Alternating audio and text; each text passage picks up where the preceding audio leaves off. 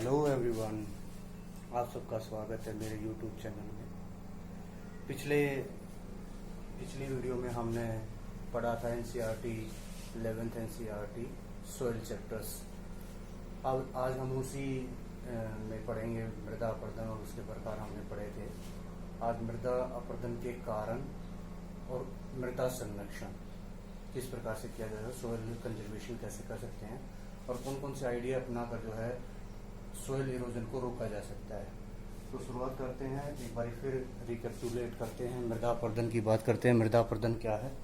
मृदा अपर्दन मृदा की जो सबसे ऊपरी परत है, सॉइल की जो सबसे टॉप सॉइल जो होती है, वो जब कभी हवा के साथ उड़ जाती है, तेज हवा आती है, आंधी तूफान आता है, उसके साथ उड़ जाती है, या तेज बारिश में पानी के साथ बह जाती है, तो हवा के साथ उड़ जाना, पानी के साथ बह जाना मृदा अपर्दन कहलाता है। मृदा अपर्दन के प्रकारों को हमने पढ़ लिया था, उससे होने वाली हानियों को हमने पढ़ लिया था।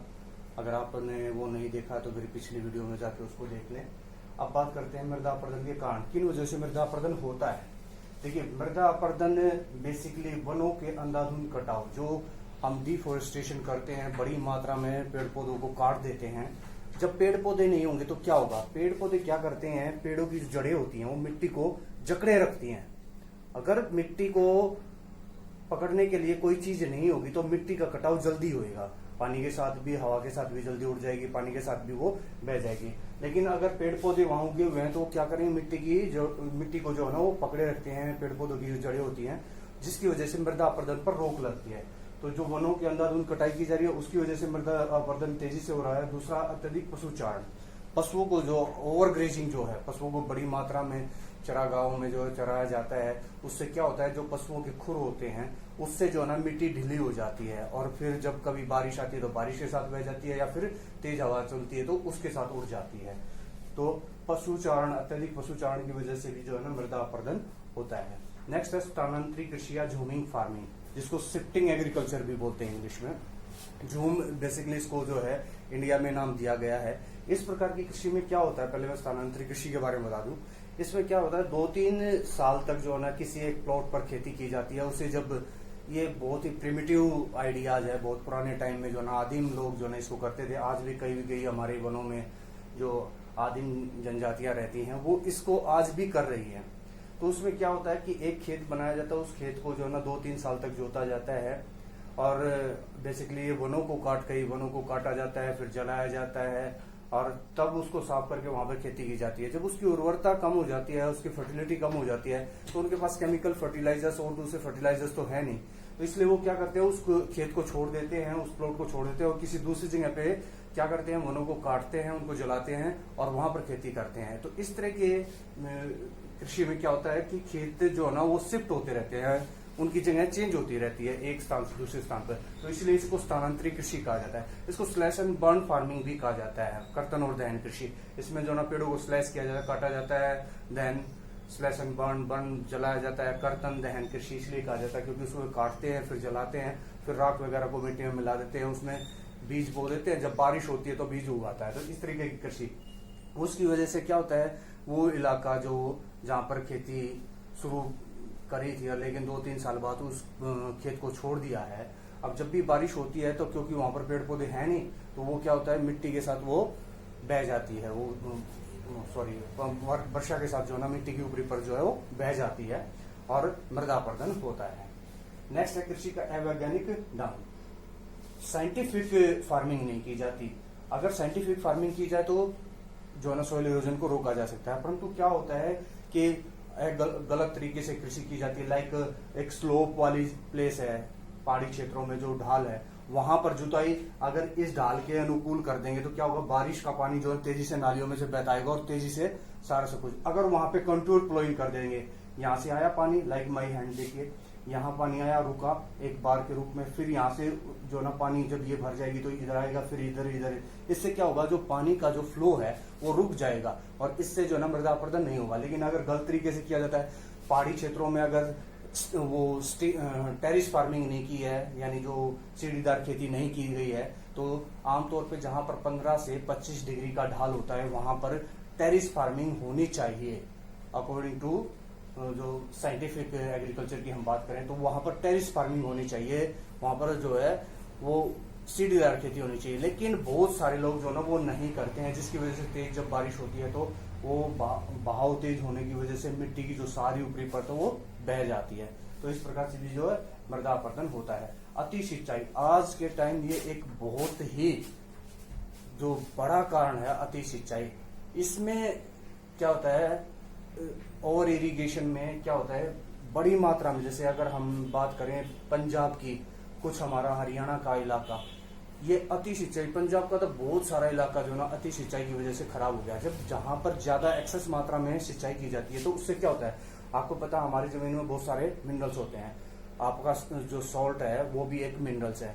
तो क्या होता है, धीरे धीरे जो है ना वाटर लेवल जो है ना ऊपर उठता है, जो आपका वाटर टेबल है, पानी का जो स्तर है, जल स्तर, भूमजल स्तर, वो ऊपर आता है। तो उसके ऊपर आते उसके साथ साथ नमक के जो कण होते हैं, नमक जो होता है वो भी ऊपरी सतह पे आ जाता है, जिससे मिट्टी जो ना वो लवणीय हो जाती है और वो मिट्टी फिर किसी लायक नहीं रहती है, खेती के लायक नहीं रहती। तो कृषि योग्य भूमि काफी मात्रा में खराब हो रही है अति सिंचाई की वजह से, ओवर इरिगेशन की वजह से।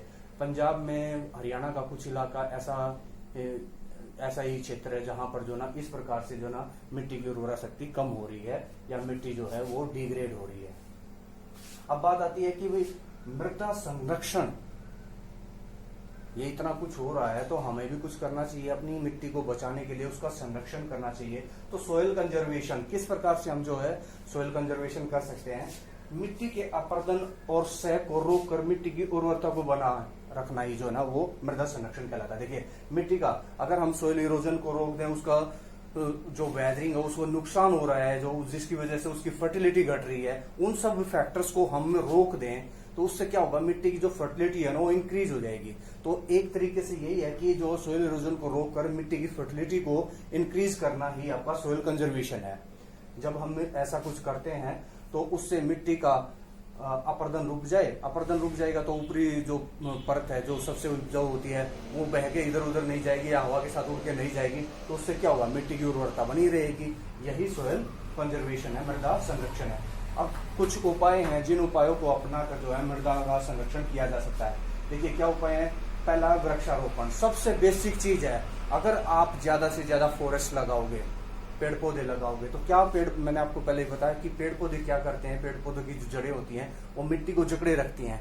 चाहे कितनी तेज बारिश आ जाए मिट्टी को जकड़े रखेंगी, मिट्टी को जकड़े रखेंगी, पकड़े रखेंगी, तो मिट्टी का अपरदन नहीं होगा, इरोजन नहीं होगा। तो ज्यादा से ज्यादा पेड़ लगा के जो है सोइल कंजर्वेशन किया जा सकता है। सेकंड है डैम बनाना, बांध बनाना। डैम अगर हम बना देते हैं, बांध हम बना देते हैं, तो इससे बांध बनाना, देखिए बांध बनाकर जो है मृदा अपरदन को रोका जा सकता है। देखिए बांध बनाकर हम क्या कर सकते हैं, जब डैम बनाया जाता है तो नदी में जो एक्सेस पानी होता है उस पानी को जो ना स्टोर कर लिया जाता है। इससे क्या होता है, नदी में फ्लड नहीं आती है, बाढ़ नहीं आएगी। और बाढ़ नहीं आएगी तो नदी बड़ी मात्रा में मिट्टी का कटाव नहीं करेगी। आपको पता है कि हमारी गंगा नदी हर साल सैकड़ों टन जो है मिट्टी बहा कर ले जाती है और गंगा नदी जो है बंगाल की खाड़ी में डाल देती है। तो वो कैसे डालती है, वो मिट्टी वो सारी अपरदन करके ही तो लेके जाती है। तो बांध अगर बना दिया जाए तो उससे जो है पानी को जो है ना उसमें स्टोर किया जा सकता है और नदियों में फ्लड नहीं आएगी। तो उससे जो है ना काफी मात्रा में जो है मिट्टी के अपरदन को रोका जा सकता है, उसका संरक्षण किया जा सकता है। नेक्स्ट है पशुचारण पर नियंत्रण। देखिए जो ग्रेजिंग है, ग्रेजिंग को कंट्रोल करके भी जो है ना मृदा की का संरक्षण किया जा सकता है, उसकी कंजर्वेशन की जा सकती है। पशु जो होते हैं, पशु जो है ना वो आपको पता है कि वो उनके खुरों से जो है ना मिट्टी ढीली हो जाती है और फिर वो ढीली मिट्टी की जो ऊपरी परत होती है वो हवा के साथ, तेज हवा के साथ उड़ जाती है या फिर बारिश आती है तो पानी के साथ बह जाती है। तो इसमें क्या कर सकते हैं, ऐसे एक देखिए पेस्चर लैंड है, इसमें अलग अलग इसको ब्लॉक में बांट दिया जाता है। पहले इस ब्लॉक की घास का इस्तेमाल किया गया, जब इस ब्लॉक की घास खत्म होगी तो फिर इसमें जो है ना पशुओं का आना वर्जित कर दिया जाता है, रोक दिया जाता है, वो पशु इसमें एंट्री नहीं करते हैं। नेक्स्ट जो ना ब्लॉक में डाल दिया जाता है, उसमें वो चढ़ते रहते हैं, फिर इस नेक्स्ट में, फिर इस नेक्स्ट में, अलग अलग में। तो जब तक जो है ना इस ब्लॉक का दोबारा से नंबर आता है तब तक इसमें घास दोबारा उत्पन्न हो चुकी होती है।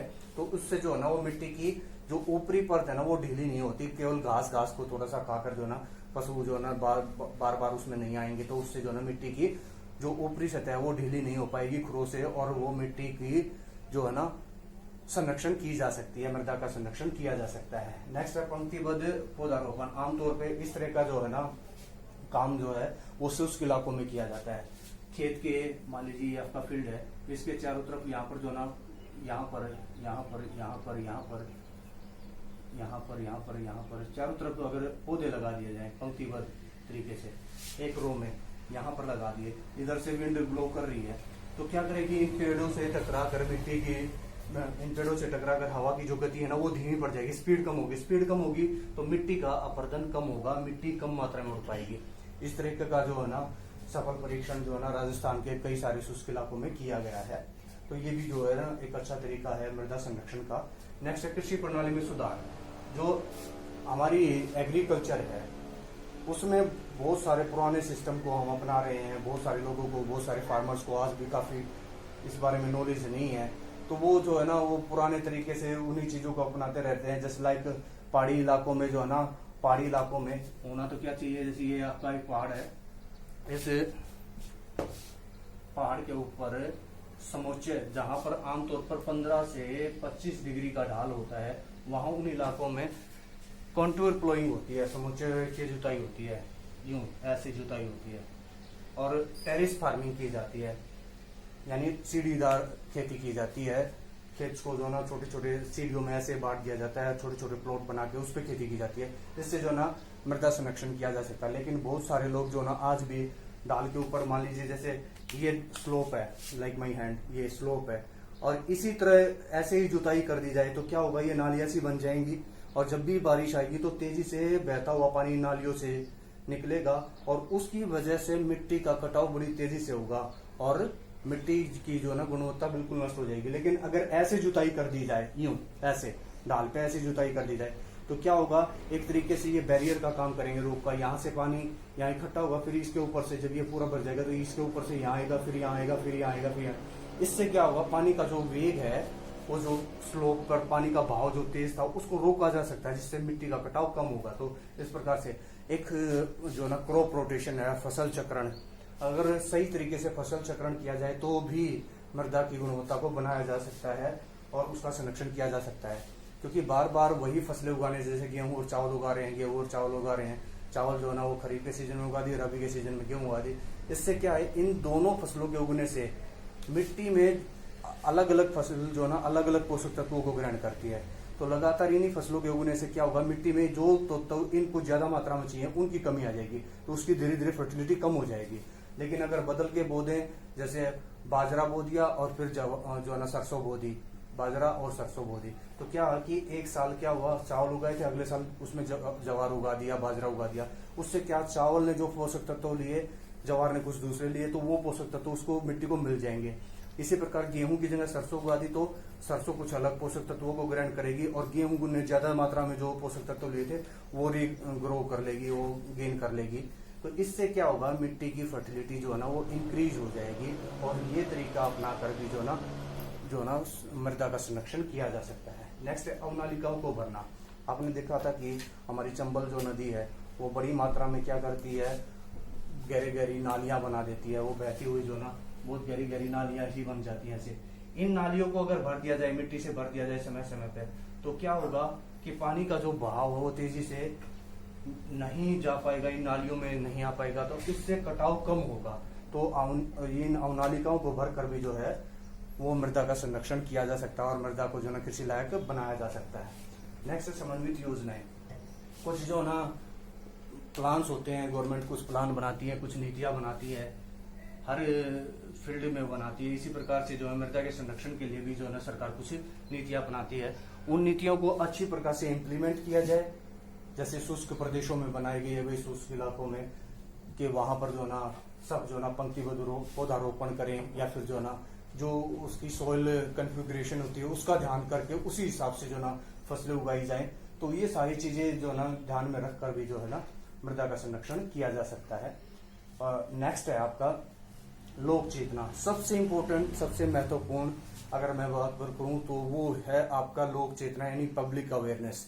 जब पब्लिक अवेयर होगी तभी ये सारे, तभी कोई प्लान सक्सेसफुल हो सकता है, तभी जो है ना पंक्तिबद्ध पौधारोपण हो सकता है, तभी वृक्षारोपण हो सकता है, तभी डैम का फायदा मिल सकता है और आपका जो पशु चारण है यानी आपका जो ग्रेजिंग है उसको भी तभी कंट्रोल किया जा सकता है या कृषि प्रणाली में सुधार किया जा सकता है। बहुत सारे फार्मर्स को आज भी जो है ना इसके बारे में ज्यादा जानकारी नहीं है, वो सचेत नहीं है, उनको जो है ना जागरूकता नहीं है। अगर लोगों को अच्छी प्रकार से जागरूक किया जाए, चाहे वो डिपार्टमेंट के द्वारा, सरकार के द्वारा, किसी भी किन लोगों की ड्यूटी लगाई जाए, वो लोगों को जो है ना अवेयर करें और वो फिर ध्यान करें, उनको बताया जाए कि भाई ये करने से आपकी मिट्टी की गुणवत्ता कम हो जाएगी, ये करने से आपकी मिट्टी की गुणवत्ता बढ़ेगी, इससे आपका खर्चा कम होगा, इससे जो है ना आपकी आमदनी बढ़ेगी। तो ये सारी चीजें जब किसानों को बताई जाएंगी, लोगों को जो है ना बताई जाएंगी, भाई पेड़ पौधे लगाओगे तो आप जो है ना आपकी मिट्टी बनी रहेगी और उसकी गुणवत्ता बनी रहेगी। अगर आप कृषि में हेर फेर करते हो, फसल रोटेशन करते हो, क्रॉप रोटेशन, तो उससे भी आपका जो है ना मिट्टी की फर्टिलिटी बनेगी, आपका जो है ना खर्चा कम होगा, आपको फायदा होंगे। तो ये सब चीजें अगर समझाई जाए, लोगों को अवेयर किया जाए तो डेफिनेटली बहुत ज्यादा फायदा हो सकता है और मृदा का संरक्षण किया जा सकता है। तो लोक चेतना जो है वो सबसे महत्वपूर्ण है। तो ये सारे जो आइडिया है वो तभी काम करेंगे